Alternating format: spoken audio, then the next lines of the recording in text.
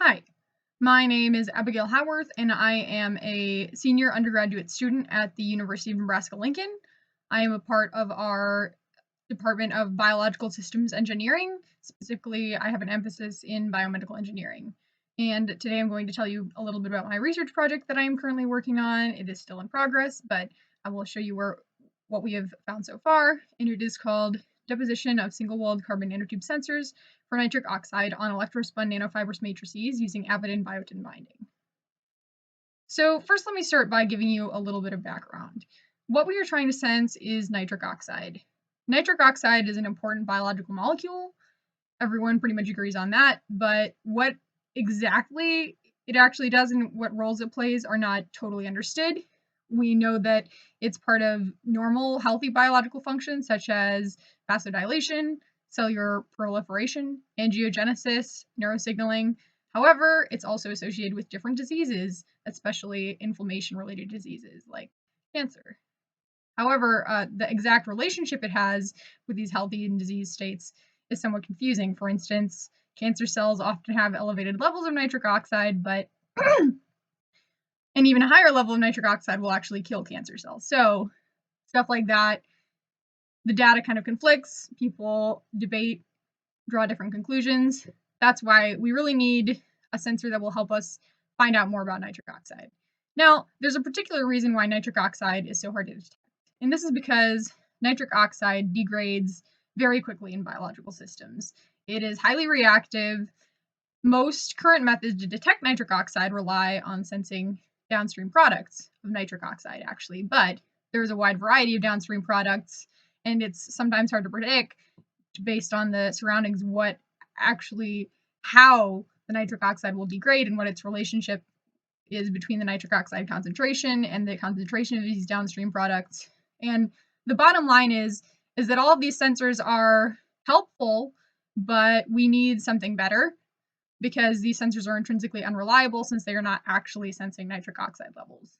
And our group hypothesizes that the conflicting conclusions that different researchers have reached about nitric oxide are due to the lack of a very good sensor for it. And that is the problem, essentially, that we are trying to solve, broadly speaking, with our research. So we are using something called single-walled carbon nanotubes, shortened SWINT. I will say that a lot, single-walled carbon nanotubes, SWINT. These are one-dimensional carbon structures, pure carbon structures, kind of like how, for instance, graphene sheets would be a two-dimensional carbon structure because electrons can move both sideways in both x and y direction through the carbon sheet. Well, in a carbon nanotube, the electrons can actually only move down the length of the carbon nanotube. They can only move in one dimension. So that is why they're called a one-dimensional structure. Also, you can make carbon nanotubes with something called different chiralities, and this is the bond angle of the carbon within the carbon nanotube, and this can give different single-walled carbon nanotubes very different electrical properties. So let me find my figure here. All right, so here in this figure you can see some examples of different chiralities of SWINT, and all of them have different electrical properties. So they will fluoresce, and they will fluoresce at different wavelengths, and their fluorescence is stimulated by different excitation wavelengths as well. These are all semiconducting SWINT, so we use semiconducting SWINT, and there are a few good reasons why this fluorescence makes for a good sensor. So the fluorescent signal that is able to be picked up by the sensor is in the near infrared range. This helps with minimizing interference in biological systems to be able to find the signal. It also does not photobleach, so when the sensors are exposed to light, the signal is not going to degrade over time. It's going to stay constant, which is really nice. So once we have these SWINT, we actually wrap them for two reasons. We wrap them with DNA molecules. Specifically for the nitric oxide sensor, we wrap them with AT15 single-stranded DNA molecules. And this causes the nitric oxide to interact with the sensors in such a way that the fluorescence is actually quenched for a time when nitric oxide interacts with the sensors. But as nitric oxide degrades, then the sensor signal is actually restored. And there are two reasons essentially why we have this DNA wrapping. The first reason just being for biocompatibility. SWNT are intrinsically very hydrophobic, and they would clump together in biological systems if not for this hydrophilic DNA wrapping. Also, the DNA wrapping imparts the sensitivity to nitric oxide, so causes that fluorescence change to happen, because when the nitric oxide interacts with that DNA wrapping, it changes the dielectric environment surrounding the SWNT, and that causes the fluorescence to decrease and then later recover once nitric oxide leaves the system. It is also the sensors are also highly selective to nitric oxide. Here's an example of a variety of different analytes that did not generate the same quenching response from the sensor. So it is highly specific and selective to nitric oxide. All right, so now let me actually talk about the fabrication of these specific implants. Because our lab, broadly speaking, we work with the sensors, but my specific project is about a new platform that we are trying to develop for these sensors to be used in vivo after a time. And this system is based on the platform of Electrospun nanofibers, which we get from our collaborators at a lab at UNMC. And then we can put the SWNT on those. And we attach them using Avidin-Biotin binding, and I'll go into that process. So previously, we've used alternative platforms for these sensors, right? We have actually implanted them in vivo in the ears of sheep inside hydrogels. However, there are some disadvantages with these hydrogels. The hydrogels break easily. They are rather hard to fabricate. They require a lot of time and effort to fabricate. They are also difficult to handle and to surgically implant specifically. So these fibers provide a method which is hopefully going to solve some of those problems. It is absolutely easier to handle, absolutely easier to fabricate. And we also hope that it will exhibit good sensing properties. Maintain those. So in order to fabricate these sensors, we are using the Avidin-Biotin binding reaction to actually attach the SWNT to the surface of the fibers. Right, so the way that we do this is we get the fibers. The fibers are soaked in a PBS Avidin solution for a long time. Then we have SWNT, which are biotinylated. We ourselves wrap the SWNT in DNA, and in order to get biotinylated SWNT, we just use biotinylated DNA to do that. Then we put the fibers into the SWNT solution, incubate at 37 degrees Celsius for 17 hours. This causes the Avidin-Biotin to bind, causes that reaction to occur. And then finally, after doing all of that, or using for our control fibers, obviously the fibers were not soaked in an Avidin solution, they were just soaked in a straight PBS solution. So, but after binding with the SWNT, they were both incubated. After binding with the SWNT, we checked how much fluorescence was generated by each of these fibers, the ones that had the Avidin-Biotin binding and the ones that did not. And clearly you can see there's a dramatic difference. The Avidin fibers with the biotinylated SWNT generated a much larger fluorescent response than the non-Avidin fibers and the non-biotinylated SWNT. So this demonstrates that it is a good mechanism for increasing the adherence of the SWNT to the sensor so that we can get enough attached to have a detectable signal, even in vivo.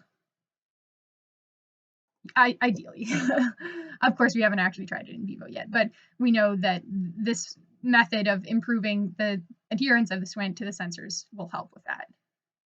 All right, so the next thing that we wanted to check was that the signal would be sustained over time, right? Because that's also going to be very important for the development of an in vivo sensor.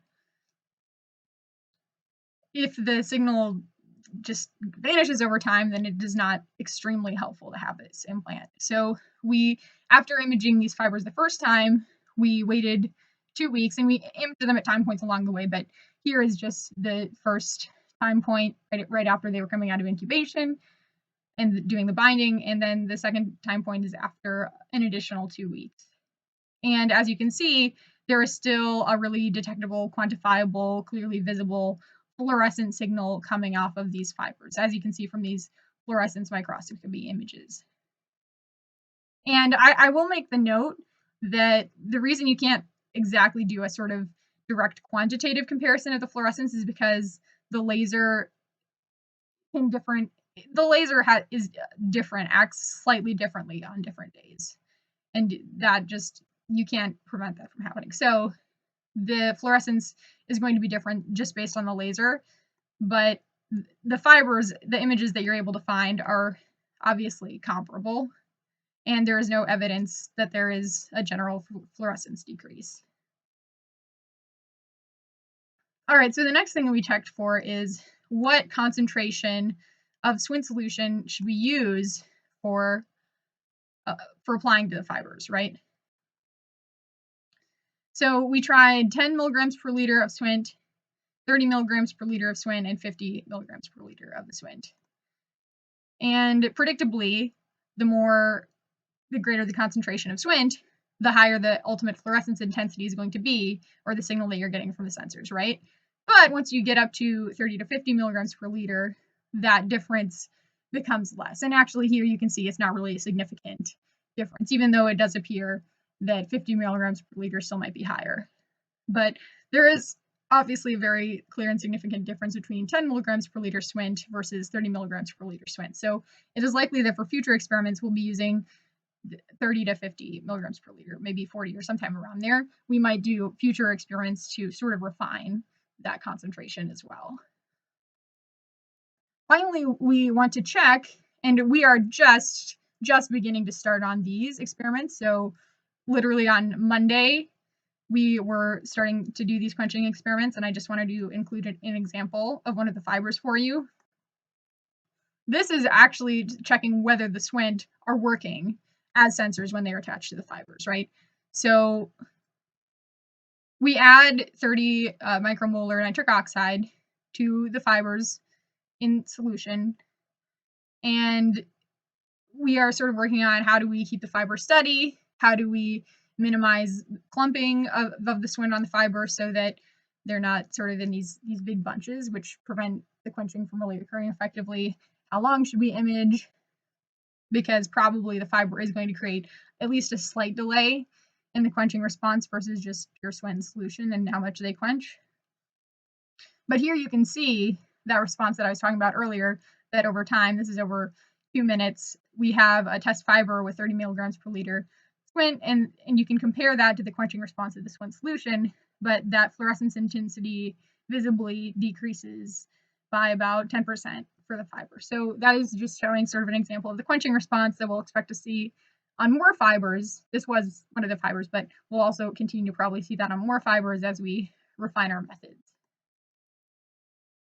So our ultimate aims are, we also hope to sort of confirm the nature of the Avidin-Biotin binding using water contact angle and XPS analysis. We are hoping to continue to study the quenching response, as I talked about earlier. We expect that ultimately, or we hope that ultimately, there will be a comparable response with the fibers as there are of SWINT solution in response to nitric oxide. We also hope that it will occur at a reasonable rate, probably at least slightly slower, but hopefully within at least 5 minutes. And we also just want to work on the fiber handling, getting the SWINT distribution right to improve that signal that we're able to get. And in the end, we'll hopefully have a new platform tool that can be used as one method of implanting these sensors in vivo, which is easily fabricated, easily handled, and easily implanted. And that's about it. Thank you. I hope you enjoyed it.